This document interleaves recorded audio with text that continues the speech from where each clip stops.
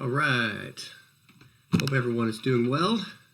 We're back with the second stream of Crossover Online. We've been looking at Proverbs, the way of wisdom, and so we'll continue with that. So I'll remind you of the plan of what we're doing here. So we started last Wednesday, was the first day of this, and we started with Proverbs 1, and we read all that in the first session, which is there on the page if you missed it. And so we're reading a chapter a day. So we started Proverbs 1 last Wednesday. So then that means we should be at Proverbs 8 by today. So it is a way for us to spend these next 31 days with structure, with hopefully something to gain that we remember this time. It's very strange. The way this ramped up was kind of strange to me. Definitely kind of caught you off guard. At least it did me, as it started out sort of slow. Seemed like it might just be a smaller change, and then all of a sudden became bigger and a bigger and a bigger change up until yesterday. When we went on shelter-in-place order. So we're all spending much more time at home and time with our families. And it's wise to ask what God is doing through this and to be open to whatever He is doing. It's felt really strange to me. I don't like not seeing all of you. I miss all of my usual week, and not just the things that are planned, but the things that are unplanned. But for now, this is what we've got. So we'll be reading all of Proverbs. Like I said, there's 31 chapters. We should be on Proverbs 8 today. So what we'll do tonight is I've got a few different sections of Proverbs 2, a little bit in Proverbs 3, and then I believe the biggest portion is in Proverbs 5. I really thought there was some important stuff, big stuff in Proverbs 5. And so we will look at these selections. We won't read the whole chapter tonight like we read all of Proverbs 1 last week. But then after tonight, just carry on tomorrow, Proverbs 9, and so on. So that should mean if we're on Proverbs 8 today, we should be on Proverbs 15 by next week. So I want to look first at this section of Proverbs 2, and it starts in verse 2. It says this: "Make your ear attentive to wisdom. Incline your heart to understanding. For if you cry for discernment, lift your voice for understanding. If you seek her as silver and search for her as for hidden treasures, then you will discern the fear of the Lord and discover the knowledge of God." So my simple question to start tonight is, how much do you want wisdom? How badly do you want wisdom? It's mentioned in there quite a few things that we might want. Seek her as silver. Search for her as for hidden treasures. It's a weird thing to think that probably the last time we searched for hidden treasures was when we were kids. I know I have at least a few friends who will get a metal detector and go looking for things. One time a friend, Jay Herring, and I got some metal detectors, and there are in southern Illinois some towns, really little villages that used to be villages, and then actually all the people moved out, say 50 or 100 years ago, and you can go to these places. You can take a metal detector, or you can just walk around and see where there used to be houses and there used to be different kinds of structures, and you can look around for things. I remember we went, it's just out in the middle of the woods now in southern Illinois, and we went to one of these old villages, and we found a whole bunch of old bottles we found, you end up, we had a metal detector, and you end up finding mostly rusty nails and things like this. But any of you that can remember the feeling of searching for hidden treasure, it is exciting. I mean, you don't know what you might find. And so that first blip on a metal detector, or that first little side of something shiny that you might see, is really exciting. And so here's the thing about what we see right here in this first section. How badly do you want wisdom? Compare it to if you were walking, say, home from work, and you looked and you saw something looked like a silver ring on the ground. How quickly would you bend down to pick it up? Because in here, the meaning of this crying out for discernment and lifting your voice, are you willing to say, I want it? I want it. I will do anything to get it. How strong is your desire? Because here's a part of it. The desire for wisdom, the basic point here is the desire for wisdom is a precursor for getting wisdom. If you want wisdom bad enough, it will come to you. This is one of the ways that God operates. You will then, it says, if you really call out for wisdom, you will quickly discern the fear of the Lord. And actually tonight, we're going to get to 3 fears that we are encouraged to have that are healthy fears. And that's going to be the biggest section tonight. So that's the first thing. The first thing is ask yourself, how badly do I want wisdom? And should I raise my priority level on wisdom? That I go after wisdom more strongly rather than maybe other things that are important to me. So this same section, though, I want to continue on with in verse 6. It says, for the Lord gives wisdom. From his mouth come knowledge and understanding. He stores up sound wisdom for the upright, and he is a shield to those who walk in integrity, guarding the paths of justice, and he preserves the way of his godly ones. So God is the origin of wisdom, and he gives it freely as he chooses. His focus is on giving it to those who live as they ought to, though. He is a shield to those who walk in integrity. He says he will guard those who walk in integrity, who walk on a straight path, who do right. That God will look out for you as you honor him by living right. He's the origin of wisdom. He determines how much wisdom he will give.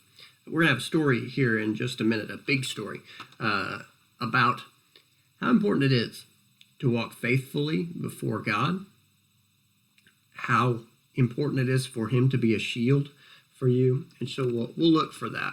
I want to draw your attention to one big important verse that is key here in Proverbs 3.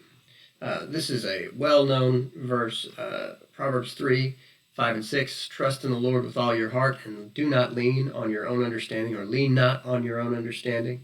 In all your ways acknowledge him, and he will make your paths straight. One of my favorite songs from my home church, taught to me by Dale Campbell way back when, was this, Proverbs 3, 5, and 6. Trust in the Lord with all your heart and lean not on your own understanding. And then it had an echo, and then you come to the chorus, in all your ways acknowledge him, and he will direct your paths. Our intelligence is one of the most dangerous things to us. Most people that I meet have a higher than they should estimation of their own intelligence. And that's not, sounds like a really bold statement, but it's basically an indictment on the fact that pride lives in all of us. That is pride, to have a too high assessment of yourself. We all want to appear more intelligent than we are a lot of times. Here's the biggest danger about our own intelligence. If we are over-assessing our own intelligence, then we are going to depend too much on ourselves. If we assess too highly our own intelligence, we will tend, without fail, to rely too highly on ourselves. So, for instance, we might make schemes in which, well, I might be manipulating here, but I'm sure I will be able to string all of this together to work it all out. No, you won't.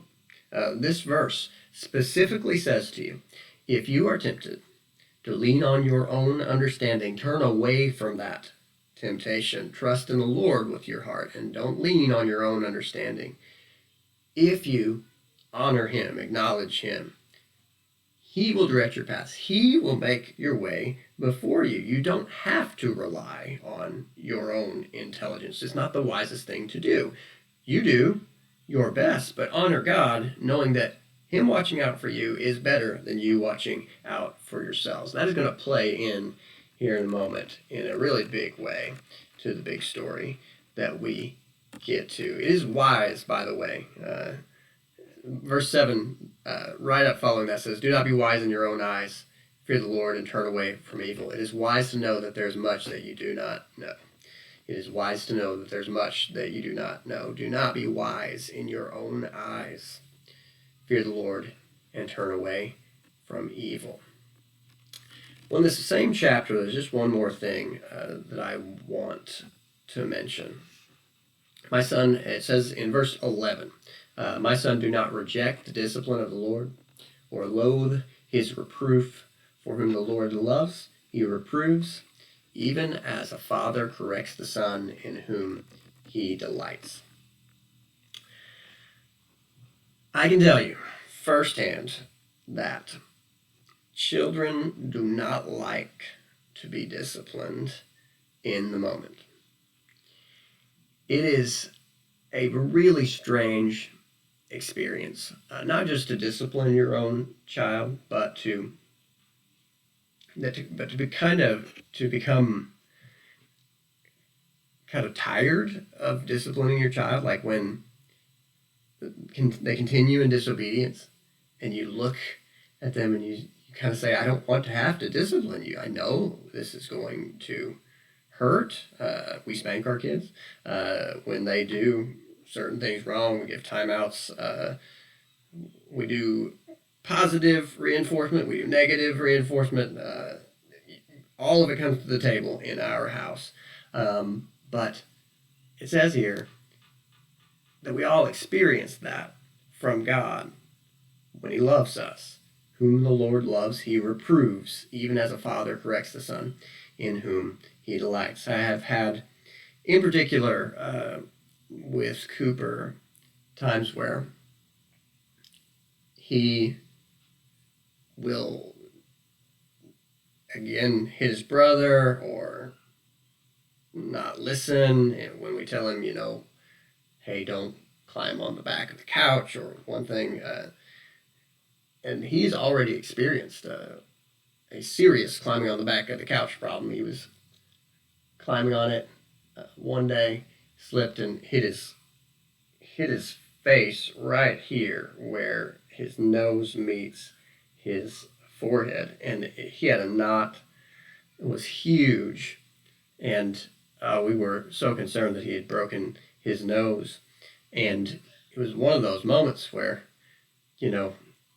you're frankly first tempted to say, we've told you not to do that. But it is a fact with kids that you have to keep correcting them, and that as Christians as well, we should know that the Lord corrects us. We can know that he loves us when he corrects us, when he disciplines us. And it says that the Father corrects the Son in whom he delights. And the Lord delights in us as well, and his discipline is a sign of that. So we all resent correction and discipline at first. It just goes against our desires. Our desires are, I want what I want. I don't understand why everything can't just go the way that I want. But we all have to learn. It's for the strength of our own souls and the building up of our whole selves. So, Proverbs 3, that's really what I want to look at in Proverbs 3. There's one note in Proverbs 4 before we get to the part that I really want to focus on tonight. Proverbs 4:23 says this: "Above all else, guard your heart, for everything you do flows from it. Keep your mouth free of perversity. Keep corrupt talk far from your lips." Above all else, guard your heart. Guard your heart. What does that mean, to guard your heart?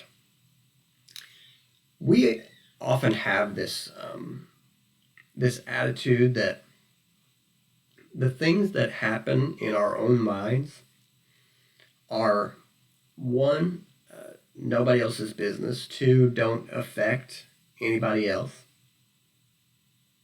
And that this is kind of our private matter. Here is the wisdom from God on this issue. One, God knows what's on your heart. He knows what consumes your thoughts, what you just keep thinking about over and over and over again. And two, he says to you, be careful what you put in front of your eyes and your mind's eye, because what you put there, what you hold in front of you, makes its way into your heart. So the way of destruction is simple. You put corrupting things in front of your eyes, in front of your mind's eye, and you'll be destroyed. These things will eventually get into your heart and become destructive and move towards destroying you. Above all else, guard your heart, for everything you do flows from it. Everything you do flows from it. Such as, verse 24, keep your mouth free of perversity. Keep corrupt talk far from your lips. How does it get to your lips? You hold it in front of your eyes, in front of your mind's eye. It goes down into your heart, and then it comes out of you. Jesus actually has a whole section in the Gospels where he talks about how what makes a man unclean is not all these, they had all these rules about how to wash cups that they were going to use and how to be ceremonially clean. And he said, look, what comes out of you is what's making you unclean.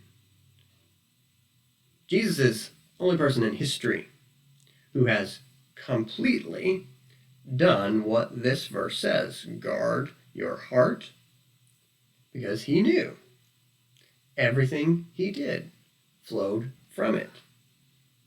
So if we can change, and we could do that, today our life begins to change. We have more health behind us. And that's the first realization, what I just mentioned, that God knows your whole thoughts.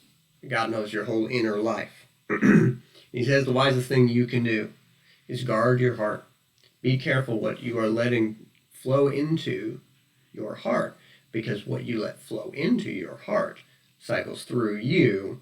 And though it is a mystery to you what your heart is doing, why certain desires, certain thoughts come out, it's not a mystery to God. And the one thing he wants you to know, above all else, is guard your heart. All right, so I want to read a section of Proverbs 5, and then we're going to get to these three things that you ought to fear. Proverbs 5, starting at verse 11. At the end of your life, you will groan, when your flesh and body are spent, and you will say, how I hated discipline, how my heart spurned correction. I would not obey my teachers, or turn my ear to my instructors, and I was soon in serious trouble in the assembly of God's people. So we're going to see in here the first two things that we ought to be concerned about. The first two of three fears that we ought to have, healthy fears. So one, this whole section is about a reality that, I don't know, in the church, we know it is something that happens, but I don't know if we take it as a given the way Proverbs. If you've read along in Proverbs 1 through 8, you notice we've spent a lot of time being told not to be adulterous. And this, in this chapter, there are sections of the Bible that this is a metaphor. This is not a metaphor. It says, look, you need to keep your heart away from adulterous thoughts, from thinking about somebody else's spouse. That this is taken as a given, that this will be a struggle, and that you ought to know how to turn from those thoughts. This is the first thing to fear. You should fear the lure of others away from your spouse. All right, now look, I know that most of you aren't married yet that are watching this and that will watch this. So here are two things I want to tell you. If you say, well, what if I'm not married yet? What does this have to do with me? Here's what it has to do with you. Please ask God for wisdom about the who and the how of you getting married. The who, as in, Lord, who should I marry? What kind of person? But also, all of the other questions. This how, I mean, when? What should the circumstances be as far as what needs to happen in my life? How will I know if this person is the right person for me? I want you to think about how you would make that decision.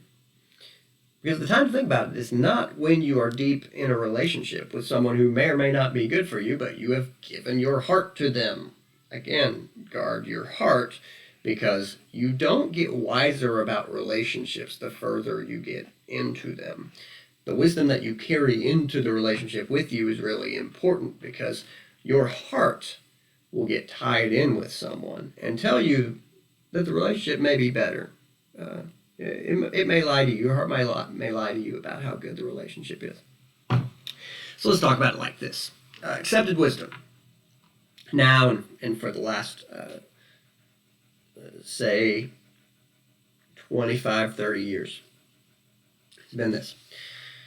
Typically, there will be some relationships that happen somewhere around high school. There will be some other relationships, dating relationships and these kind of things in college. People begin to settle down near the end of college, and then you've stored up all kinds of preparation for this time period, when a lot of people will, within a span of like 3 months, it regularly happens that people will graduate college, acquire a job somewhere, and get married, and pile in all of this change into one small little section, one small period, a short period in their life. And look, for some people, I'm sure that is a good way to go about it. What I find really strange is that most people treat this like this is the only way to do it. And especially that people will say, but I'm an individual. I think for myself. I'm making my own plans. I'm not like anybody else. Look, this is the typical way. This is the accepted wisdom. You got high school, you got college. Right at the end of college, you really need to get serious about some relationship. You'll see people starting to pair off. If you're not there yet, you will see this. You'll see people start to behave differently. People who have been playing games in relationships will spontaneously learn how to stop playing games, most of the time right there at the end of college, and begin to look for somebody serious to settle down with. Because, again, it is what is typical is then, well, we need to line up a marriage while we're lining up a job, finishing our degree, and get all this packaged in. And by the way, this makes for an extremely stressful period. If you do this, just know that that's an extremely stressful period in your life, because you've packed in so much change. All this preparation phase of your life is going to come to a close in a really short time. What I'm saying is this. It may not be that that is God's plan for you. And you need to ask Him and ask the people who really love you, parents, mentors. Okay, well, given that these things are happening in my life, say, look, if you get a serious relationship in, say, your first or second year of college, it may not be the best thing for you to wait, say, 3 more years to get married. Honoring God with your whole self honoring him sexually as well as in terms of like your economics, the way you spend your money, the way you spend your time, being involved in a church while you're in college. There are many ways to honor God, and he has shown over and over in these sections of Proverbs, you honor me, and I am going to watch out for you. But if you step out of the provision of God, if you step out of honoring God, you are stepping out of his provision. You're stepping out. You're saying to him, I've got this. I'll handle this myself. And that's foolish. I mean, it's just foolish. There is not help there. And so I'm asking you to be a risk taker in the sense that you've got to think. You've got to ask, what is best? What might God be leading me to do in my life? And then when you discern that, make a move. Look, this is the road to maturity when you begin to ask God, what are you doing in my life? Here's the thing that I've seen. Some people will get into serious relationships even well before college, in high school, and that's very possible. But look, I know plenty of young people who've gone, wow, I'm in this serious relationship. Now that I've given my heart to this person, I feel like physically connecting with them as well. Yes, that's natural. And so what God is saying is, okay, honor me. If you're serious about this relationship, then you need to ask the serious questions. And look, that is something that you can do, is begin to ask serious questions, because if you don't move towards those serious questions, then you're going to be playing games, which leads to all kinds of heartache. And so to summarize this, what you can do right now, even if you're not married, to honor your spouse is to be asking the questions that God would have you to ask in your whatever your current relationship status. If you're single, whatever. If you're married, obviously you know what you should be doing to honor your spouse. You should keep yourself to them. But it begins now for you, if you are single, to go, God, I will honor you with my relationships. Please do that. It is the wisest thing that you can do. You are an individual living in and influenced by a community. So live that way. Everybody's always been that. We are just a strange group of people who often talk like, well, I'm just an individual. Nobody influences me. Yes, people influence us. That's the way life works. So we need to get advice and make moves with the wisdom of God. So the second thing that you see in there, though, that is a wise fear to have. The first fear was that there would be a lure away from your spouse. That's a wise fear. That's destructive. It has destroyed many people's families, their lives. And it says, at the end of your life, you'll groan. You're not seeing down the road. Whatever you're thinking right now, you're not seeing down the road. At the end of your life, you'll groan. When your flesh and body are spent, and you'll say, how I hated discipline, how my heart spurned correction. And then here's the second thing that you should fear, what he says here.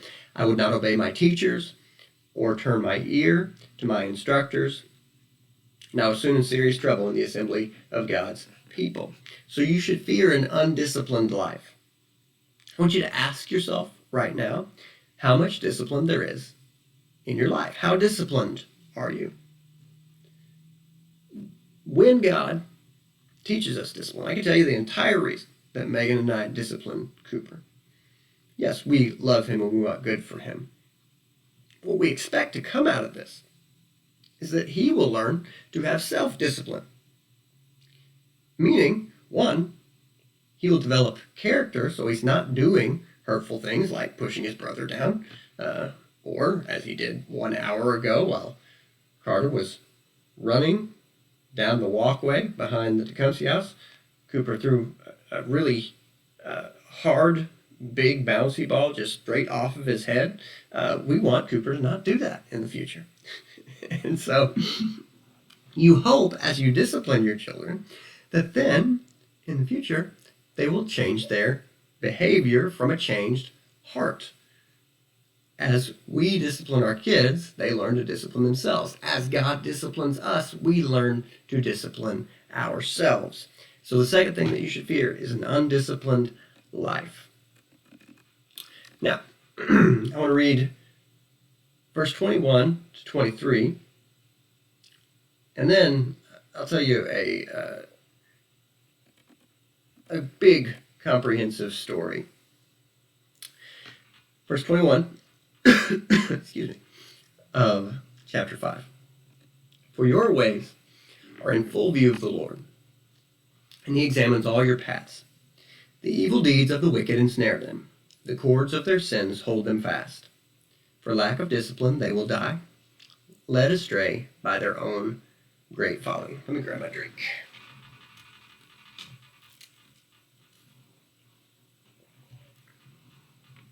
Here's the third thing that is a healthy fear. Is a healthy fear that your sins will betray you. It's a healthy fear that your sins will betray you and ensnare you, like it says right there. I was reading today about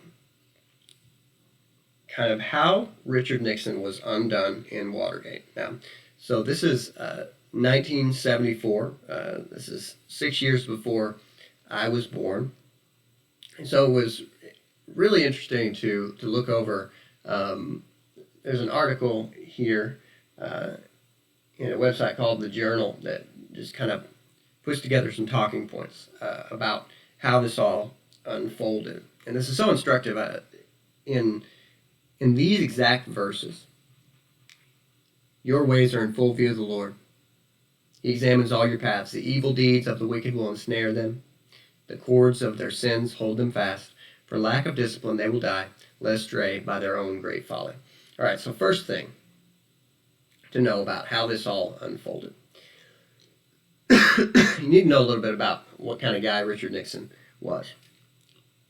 Very, very, very intelligent. Extremely intelligent. For years after he was out of office, he would advise certain presidents and other diplomats because he knew so much about foreign policy, about different countries around the world, what they wanted, what was important to them, what they were trying to accomplish.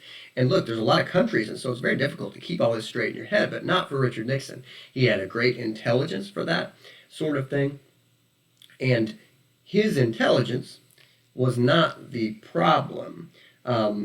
Immediately, he began, when he was in office, an element of his personality seemed to be amplified. And this is, anybody who's looked at personality profiles, there's something called vigilance, suspicion, and his suspicions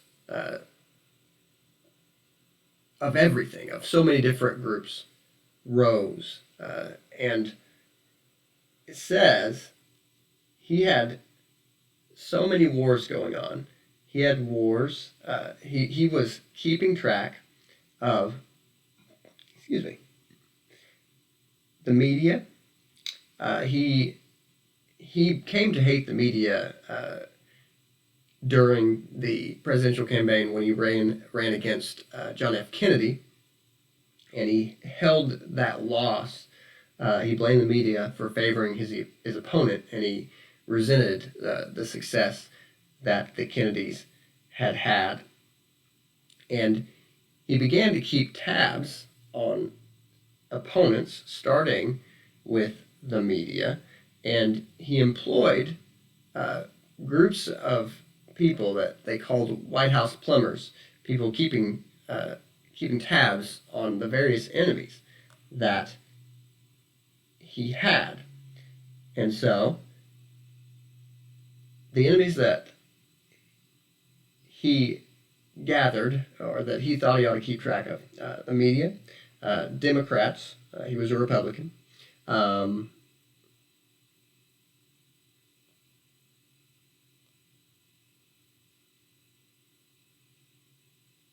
I had this right here.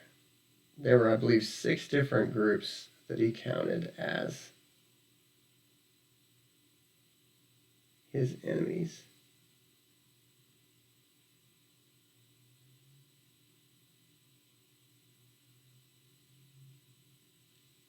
Oh, yeah. Okay. Anti-war movement in the media, Democrats, the U.S. justice system, and history itself, because he wanted this to be recorded in a certain way, and he was doing everything that he could in his presidency so that the events would go down in a certain way. So there are 5 groups. So the media, the anti-war movement, Democrats, the U.S. justice system, and then history itself. So he had people working for him that were keeping tabs on all of these enemies. And you can imagine if you have a suspicious temperament, the kind of thing where you say, just because, how does that saying go? Just because you think everyone, I've lost it now. Just because I think everybody's against me doesn't mean they are. I'm doing this thing right now with George W. Bush where he couldn't ever remember sayings. So it's something like that. We'll leave it there. All right, here's the thing. Watergate. A lot of people know that Watergate is what did Nixon in, but he had not ordered the people who were kind of further down in his administration. He did not order them to break into the Watergate building, which was the Democratic National Committee headquarters, and they had broken in looking for some documents, some psychological profiles on some Democratic Party members. He didn't order them to do that. But then after it was done, he got word that some people in his administration had done it.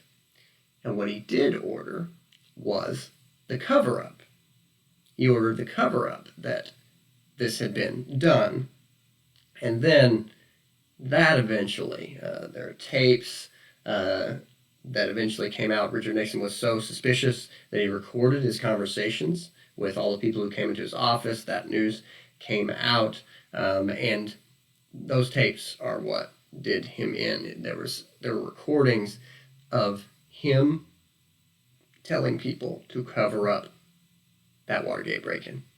So Nixon won re-election when all this was going on. It looked like he might get away with it.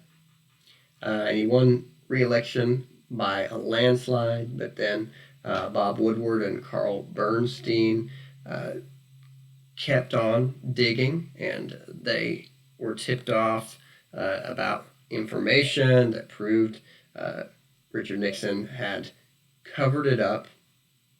And what this whole thing comes down to is what was the undoing of Richard Nixon? It was the belief that he could cover his own failings.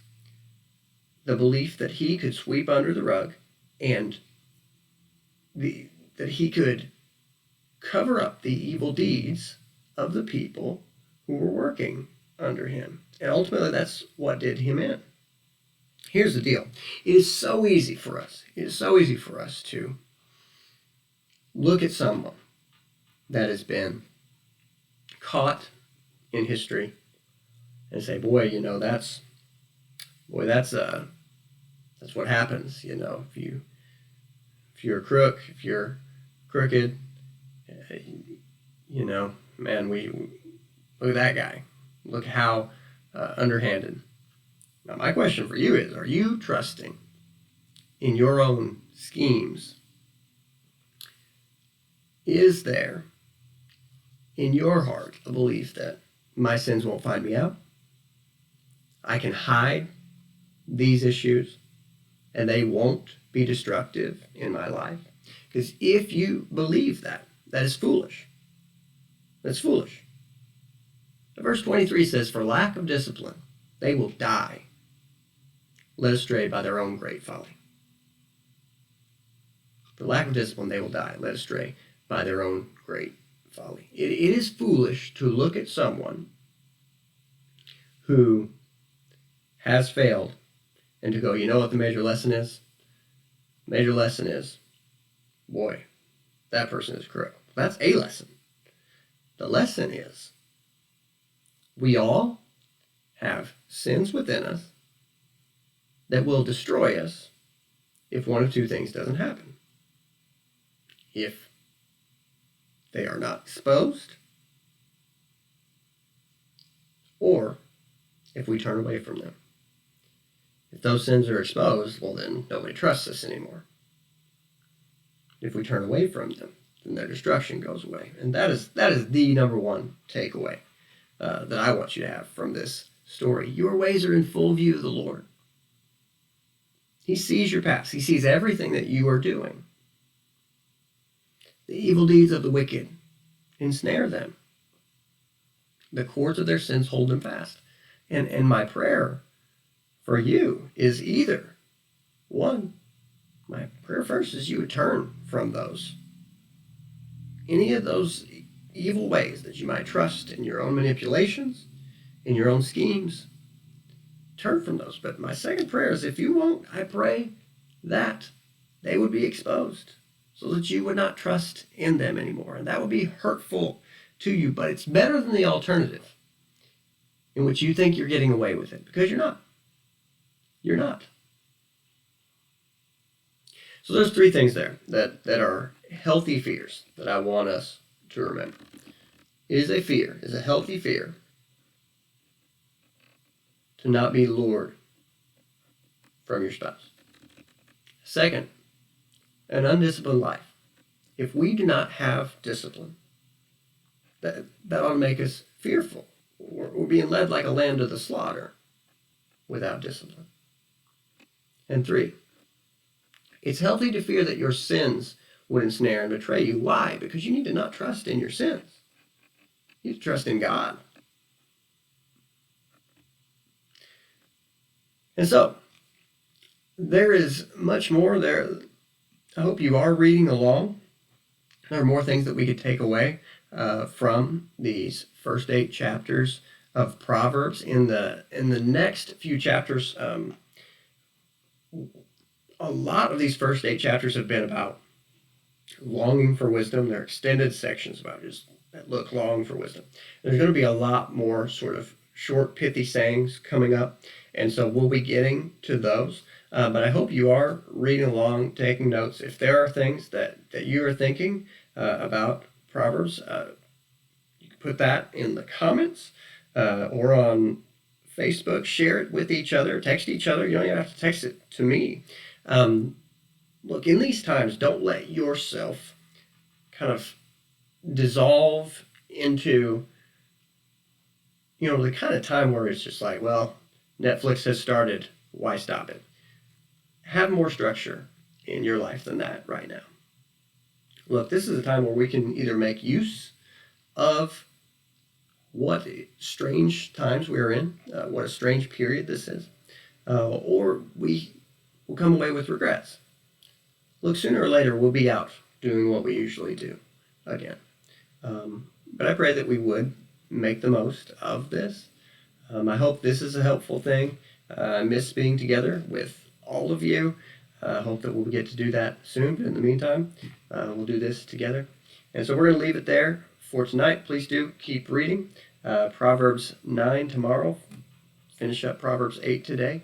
If you didn't, try to catch up. And we'll be back next week looking for more of this.